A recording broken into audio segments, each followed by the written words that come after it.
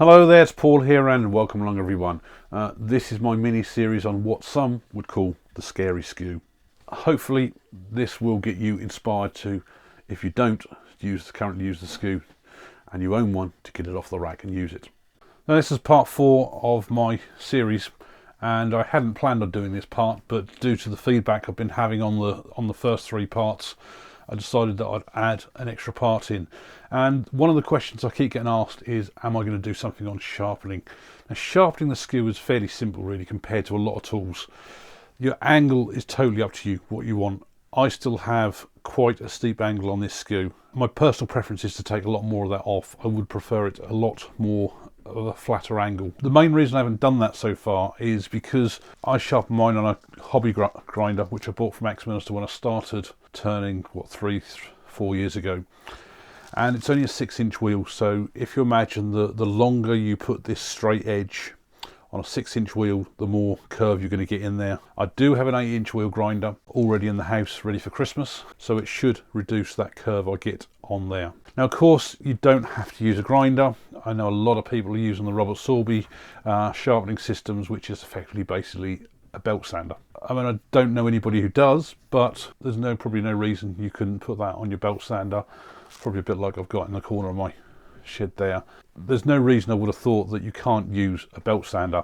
It's just a grinder is faster speed, and especially if you can see with this one, I've got the platform on here to rest my chisel on, which I can adjust to do whichever angle I like. Grinder itself came with these silly little platforms which are absolutely useless.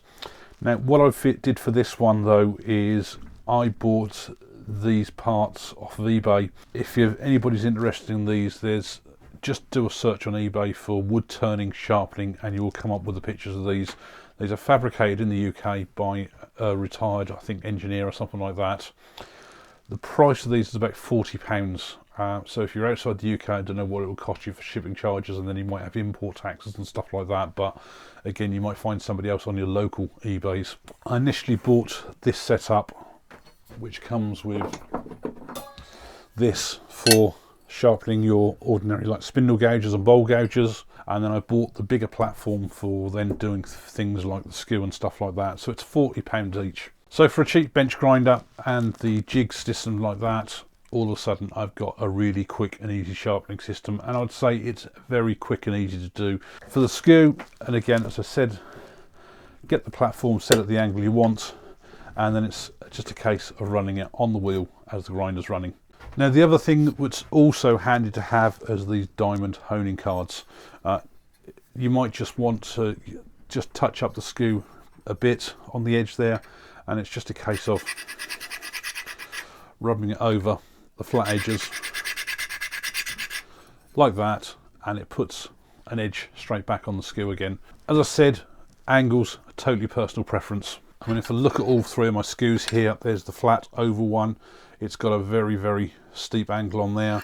My little 12mm half-inch one has got more of an angle than my bigger skew, and probably the bigger skew is where I want to bring this one down to.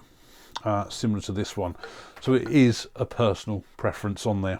As to the grind on the shape, again that's also down to personal preference. You'll notice on my flat oval one I put a curved end on there. It's just easier for sharpening really. You don't have to worry about trying to keep that edge straight as possible. It's not essential. Certainly with these bigger types of skews it's nice, certainly as long as you've got that point to do the leading point cut, so that's more of the traditional shape. But if you've got more than one tool, then certainly do try different grinds and see what you're happy with. That's really all there is about sharpening. It is really that simple. Now of course everything I've shown so far with the skew, you're not going to get better unless you practice. To me this series has already been really worthwhile. I've had 1 or 2 people comment to say that, look, I'm going to be getting the skew out and have a go at what you've shown me. This is what I like doing if I come out in the shed. If I've got 15-20 minutes to spare, I will often pick up a piece of pallet wood like I've got on the lathe here, and I will have a play with the skew. And hopefully you can see here some of the finials that I often just have a play about with, all just rough turned with the skew. I don't think there's been any sanding on any of them, so they are just as they are. They're certainly not precise, but it's just getting that practice with the skew. And I'm going to run through, hopefully talk through all the process I do, which is really what I've shown in the videos.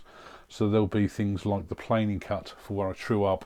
I might use the peeling cut a little bit to quickly take the wood down, especially for when I want to create the tenon to mount this in the chuck. I would certainly be using the point cut an awful lot. When I do true this up a bit with the planing cut, I will see which direction is cutting best for following the grain of the wood. And the reason for that is when I get this into the jaws, most of my cuts when I create a finial like this will always be going away from the jaws. On the tool rest, I'm on the work, raise the handle until I get the cut.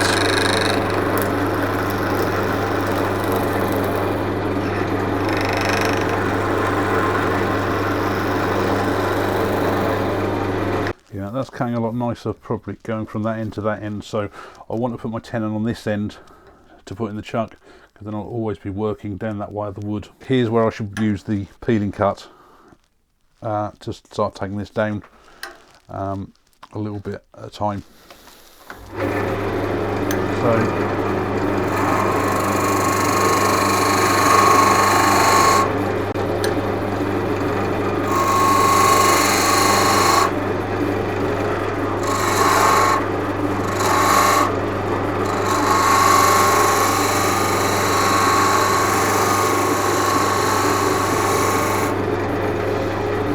Just use the point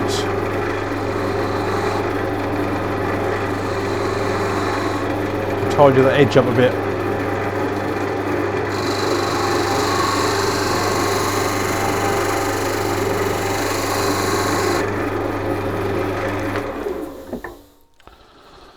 So I've now got a lip on there, and that is just over 1 inch. Now, I mean, there's no reason why you can't do all this without a chuck. It just makes life a lot easier with a chuck. I could turn the whole thing between centres. So the first thing I want to do is get an end here so that I can come down to this point, but because it's a lot of wood here at the moment, I should start taking it from probably back here, so then it's easier to get the tool in. I shall just use the planing cut at the moment, and I shall starting from this end, taking wood out, slowly work back as I go down and down. So exactly the same before.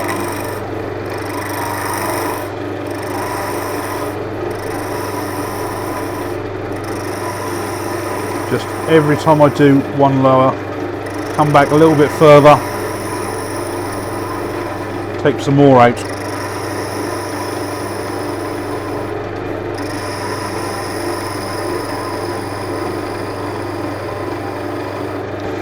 And when I get towards the bottom there, that's where I'm using more of the bottom point there, because I don't want to take all that off there at the moment.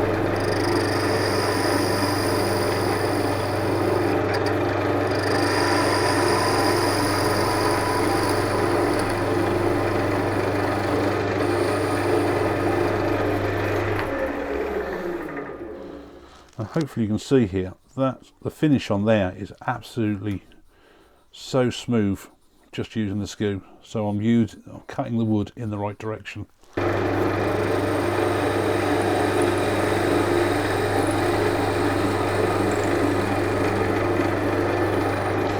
there goes the last bit.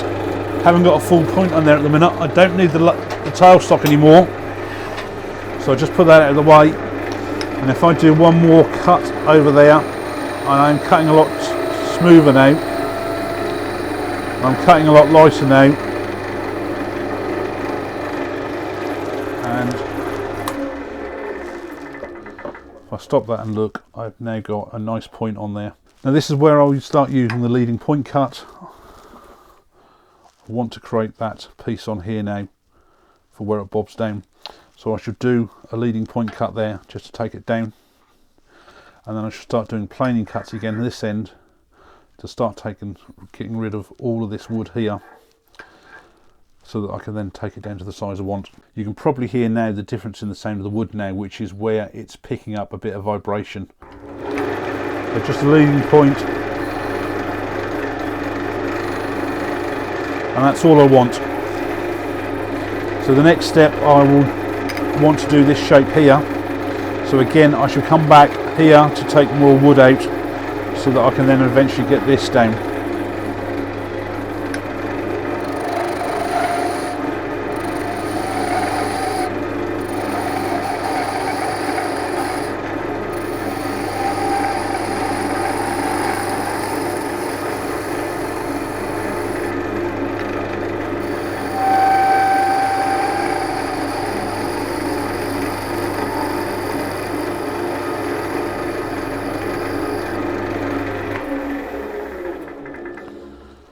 As I get towards the end here, I'm using this bottom point to do the cut, and it's really noticeable because the wood shavings that are coming off then all come off as like a coil, so it's where it's pushing the wood down as you go along. Now I can use the peeling cut here to start taking pieces down, and then I could use the skew that way if I wanted to, so I'll show you that example. So I'm just using the peeling cut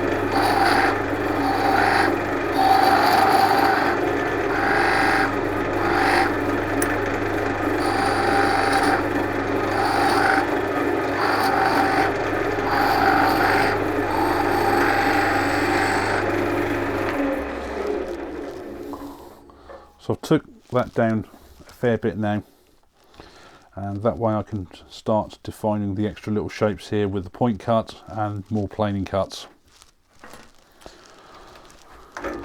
So because this is down a lot better now, I can use the planing cut go in the opposite direction.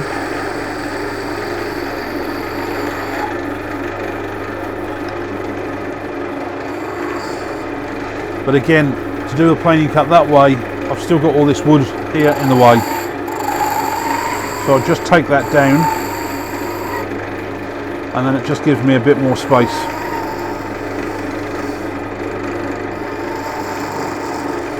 But you can see the vibration there now, so just resting your hand underneath.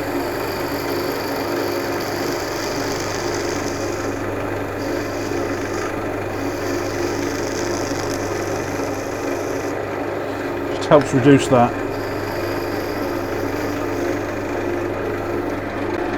So again with a point,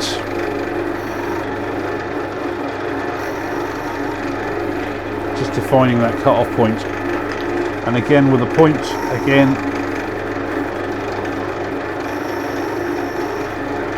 just creating the roundovers.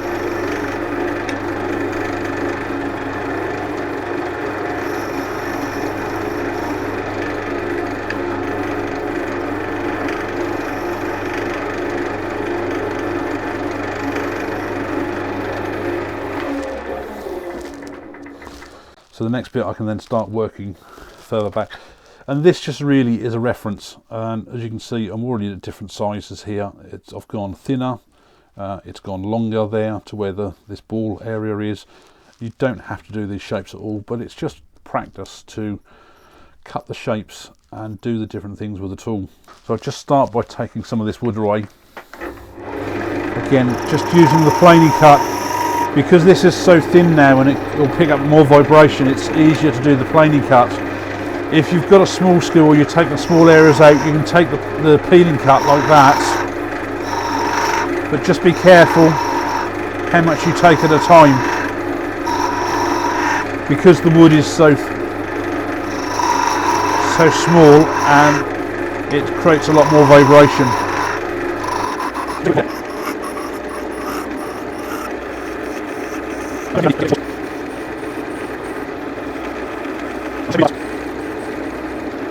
Now my camera has just died there. I'll just carry on here now with a series of all the same cuts that we've been doing. So there'll be planing cuts to create this dip, and then I'll just put an end on it like similar to this, and I shall then probably do another ball on there. So just taking this end down a little bit further.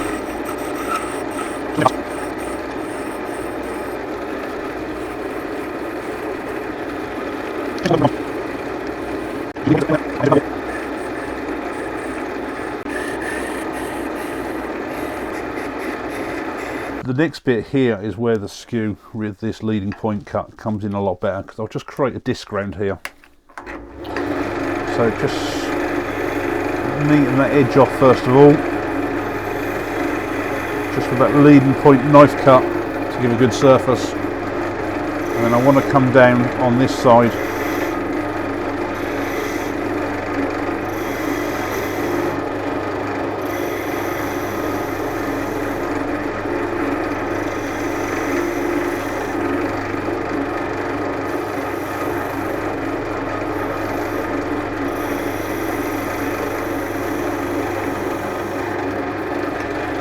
Take it down a bit.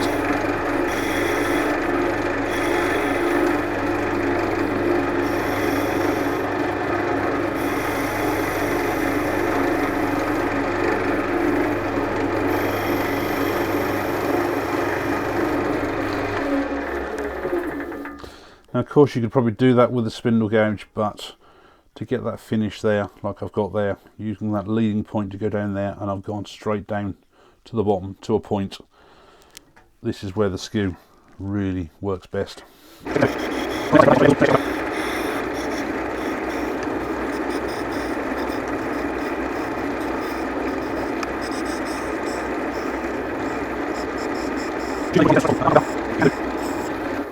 So that's about as much as I would do with the skew, and hopefully you can see how thin and flimsy this really is. Now it isn't the most perfect of shape. I've got a small bit of tear out or tool mark just left there that I can see if I look really closely.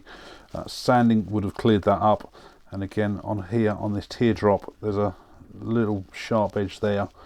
Again, if I'd sanded this, I would have just sanded that out. Just a little bit of gentle sanding would have then given me a nice curve, but hopefully you can see here the skew has gone straight in there. It's given us that nice sharp edge at the bottom of the tear on this disc, and the disc has no tear out whatsoever.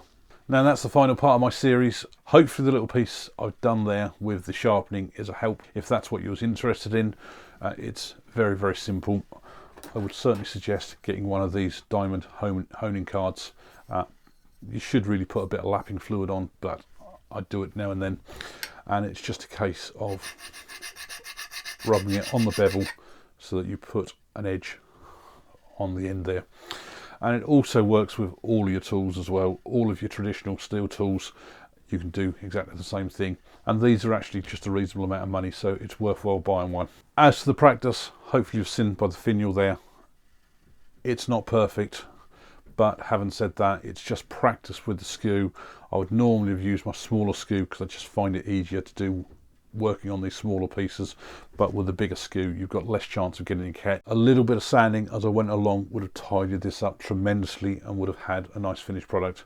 It's a piece of pallet wood, it's practice, and that's all I was interested in. Hopefully this series has inspired you, if you don't use the skew and you've got one sat on your shelf, to get it off the shelf and have a go. Once you get those cuts working properly, you'll find that it's probably the most rewarding tool you've got on your rack. Thanks a lot for watching.